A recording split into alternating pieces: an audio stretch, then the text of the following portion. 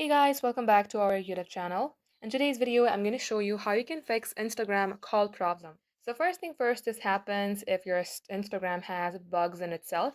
Let's go ahead and clear it out. Make sure that your application is updated because at times when your application is not updated, it will also show various error.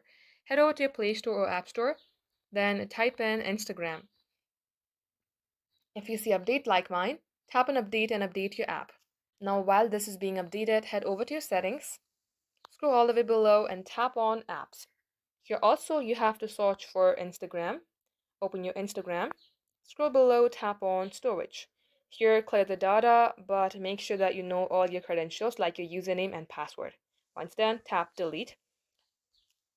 Once it is so, come back onto app info page, tap on force stop and then OK. Now under set as default, make sure that you toggle on this button. And once you did all this, restart your device. Once done, launch your Instagram and see if this fixes your problem. If it's still not working, then you need to uninstall Instagram, reinstall again, and this shall work.